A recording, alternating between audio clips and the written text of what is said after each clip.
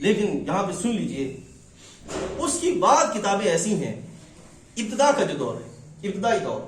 اس ابتدائی دور میں وہ ختم نبوت سرکار کی جو شان ہے اس پر یقین رکھتا تھا پہلے دور میں، اس پر یقین تھا پہلے دور میں، ٹھیک۔ یہ جو ہے لوگ، ان کو جو کتابیں دکھائی جاتی ہیں وہ پہلے دور کی دکھائی جاتی ہیں، اور اس وقت اس کے جو ماننے والے ہیں وہ اس کو ظاہری لفظوں میں نبی نہیں کہتے، لیکن اس کو خلیفہ کہتے ہیں، خلیفہ موعود کہتے ہیں، ٹھیک۔ اور یہ یاد رکھیے گا، ہمارے نزدیک جو خلیفہ موعود ہیں،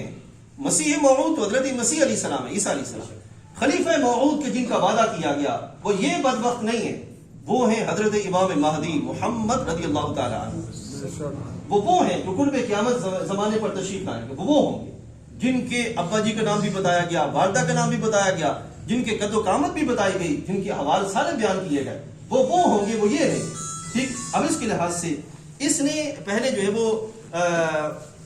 دعوی ختم نبوت پہلے نہیں کیا، بلکہ پہلے مانتا تھا، لیکن شروع میں اس نے کیا کیا کہ اپنے اس شان خاتمیت کے معنی میں انکار کی طرف چلا، اس طرح وہ آگے بڑھا، معنی میں انکار کی طرف گیا، پھر مرحلہ وار آہستہ آہستہ آہستہ آہستہ اس نے انکاری کا سلسلہ شروع کر دیا، آہستہ آہستہ۔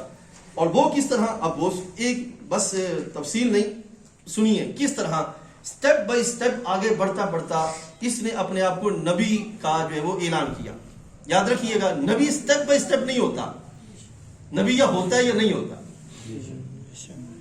نبی یا ہوتا ہے یا نہیں ہوتا۔ اب اس نے چونکہ چور دروازے سے اندر آنا تھا تو اس واسطے اس نے رستے بنائے، اور کتنے مرحلے، 13 مرحلے بنا کر پھر یہ آگے بڑھتے بڑھتے اس نے دعوی نبوت کیا 13 مرتبے۔ اب اس میں پہلے اس نے کہا کہ میں مجدد ہوں، یہ بھی ایک الگ بحث ہے، محدث ہوں، مہدی ہوں، مسیح ہوں، عین مسیح ہوں۔ پھر اپنے آپ کو مسیح علیہ السلام پر فضیلت دینے لگا کہ میں حضرت مسیح علیہ السلام سے بہتر ہوں۔ پھر صریح دعوی نبوت اس نے کر دیا کہ میں نبی ہوں، پھر ذلی نبوت، پھر بروزی نبوت، پھر حقیقی اور تشریعی نبوت، اس طرح کر کے، اور پھر خود کو کہا کہ عین محمد، وہ جو محمد صلی اللہ علیہ وسلم تھے، کہتے کہ وہ میں ہوں۔ اس نے یہ کہا، ابھی آپ کے سامنے کس کی اور بھی بدبختی جو بیان کرتا ہوں۔ حضور نبی علیہ السلام پر خود کو اس نے فضیلت دی، اور پھر اپنی نسبت اس نے کہا کہ میں آخری نبی، اس نے کہا میں آخری نبی۔ اب یہ جو کلمہ پڑھتے ہیں، دیکھیے میں نے پچھلی نشست میں بھی بیان کیا تھا، عیسائی کلمہ پڑھتے ہیں تو لا الہ الا اللہ عیسیٰ روح اللہ، یہودی کلمہ پڑھیں گے تو لا الہ الا اللہ موسیٰ کلیم اللہ، ایسے ہی باقی انبیاء علیہ السلام کے لحاظ سے کہیں گے، یہ نہیں کہیں گے کہ لا الہ الا اللہ محمد الرسول اللہ، یہ نہیں کہیں گے، کیوں؟ وہ اس امت کے ہے ہی نہیں، اس لحاظ سے نہیں کہیں گے۔ لیکن یہ جب کلمہ پڑھیں گے تو یہی کلمہ پڑھیں گے۔ اب ہمارا عام مسلمان کہتے ہیں کہ دیکھو کلمہ تو یہی پڑھ رہا ہے، تو اس میں فرق کیا؟ وہ بھی یہی کلمہ پڑھتا ہے، ہم بھی یہی کلمہ پڑھتے ہیں۔ یہ وہ باریکیاں ہیں جو سمجھنے والی ہیں، جو ان طرح کی مجلسوں کے بغیر نہیں آتے، اس طرح کی مجلسوں کے بغیر نہیں آتے۔ تو یہ یاد رکھیے گا، چونکہ ان کے نزدیک جو محمد ہیں، ہمارے نزدیک تو وہی ہیں جو گنبد خضرا کے مکین ہیں، جو آمنہ کے لال ہیں، عبداللہ کے دلارے ہیں، ہمارے نزدیک تو وہ ہیں۔ ان کے نزدیک جو محمد ہے وہ نہیں، بلکہ ان سے مراد وہ ہے جو مرزا غلام قادیانی ہے، وہ ہے۔ تو خود سوچیں کتنے بڑے چور ہیں، کلمہ بھی ہمارا لے لیا، نماز بھی ہماری لے لی۔ اب جب انہوں نے الگ سے شریعت بنانی تھی تو کلمہ بھی اپنا پڑھتے، نمازیں بھی اپنی پڑھے، روزے بھی اپنے رکھیں، سارے سلسلے اپنے رکھیں، لیکن یہ ان کی چور بازاری ہے، اوپر سے پہلے چوری، پھر اوپر سے سینہ زوری،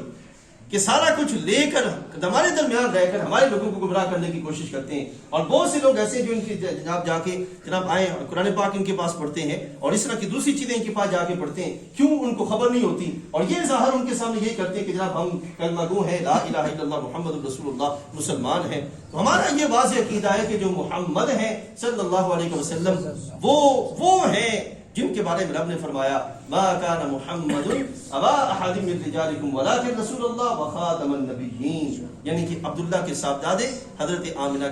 کے لال رضی اللہ تعالی عنہ۔ پھر آگے چلتے ہوئے یہ بھی سنتے جائیے، یہ جب کہتے ہیں کہ بدبختی آتی ہے تو بدبختی پھر رکتی نہیں، بڑھتی جاتی ہے۔ اور بڑھتے بڑھتے پھر سر سے لے کر پاؤں تک بدبختی اس کو گھیر لیتی ہے۔ اب اس پر جو بدبختی طاری ہوئی تو یہ چلتے چلتے کہاں تک گیا، اس نے کیا کیا کیا۔ ان کی کتابوں میں وہ ساری چیزیں موجود ہیں لیکن یہ دکھاتے نہیں۔ اور پھر یہ بھی یاد رکھیے گا ان کی جو نئی نسل ہے شاید وہ نہ جانتی ہو کہ حقیقت کیا ہے۔ میں یہ بات واضح کرتا ہوں، نیو کمر نئے جو لوگ ہیں یا جن کو یہ کرتے ہیں لوگ، وہ نہیں جانتے ہوں گے کہ اصل ان کے اندر کھاتا کیا ہے، وہ نہیں جانتے ہوں گے۔ میں یہ واضح کروں، یقیناً حکومت کی طرف سے ریاست کی ذمہ داری ہے کہ وہ جو دعوی نبوت کرے یا کسی بھی طرح دعوی نبوت کی کرنے والے کی اتباع کی طرف بڑھے، اور یہ ریاست کی ذمہ داری ہے کہ وہ قتل کرے، ریاست کی ذمہ داری کہ وہ قتل کرے۔ لیکن یہاں پر میں واضح لفظوں میں ایک بات اور آپ کے سامنے رکھنا چاہتا ہوں، آپ اپنے آپ کو، ہمیں چاہیے ہم اپنے آپ کو علمی طور پر اتنے مضبوط کریں کہ ہم اتمام حجت کے لیے ان کے سامنے دلائل لائیں، ان سے بات کریں، ان کے سامنے دلائل لائیں۔ ہو سکتا ہے کہ کئی لوگ جن کے سامنے جن کی آنکھوں پہ انہوں نے پردے ڈال رکھے ہوں، جب ہم دلائل لائیں، نیٹ پر ایک فرد ہے محمود برق صاحب، غالباً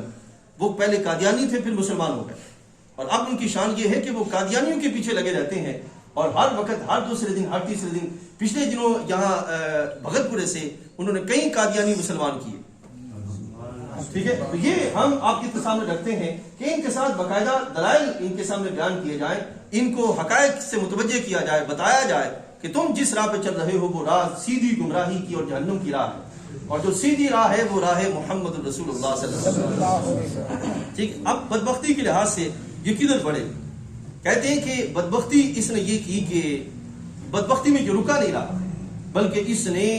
شان الوہیت، اللہ تعالیٰ کی بارگاہ میں گستاخیاں کی۔ وہ موجود ہیں، وہ الفاظ میں آپ کو بیان نہیں کر سکتا، نہیں تو میں بیان ضرور کرتا۔ شان الوہیت میں گستاخی کی، شان رسالت میں گستاخی کی، قرآن حدیث کے لحاظ سے توہین آمیز اس نے کلمات کہے، ٹھیک ہے، اور پھر انبیاء علیہ الصلوۃ والسلام کا گستاخ رہا، شان صحابہ اور شان آل بیت اطہار رضوان اللہ علیہم اجمعین کا گستاخ رہا، یہ ساری کلمات کرتا رہا اور کہتا رہا۔ اور اس وقت بھی یاد رکھیے گا یہ ان کو کھٹکتا ہے، جو آج بھی موجود ہیں ان کو کھٹکتا ہے۔ یہ جو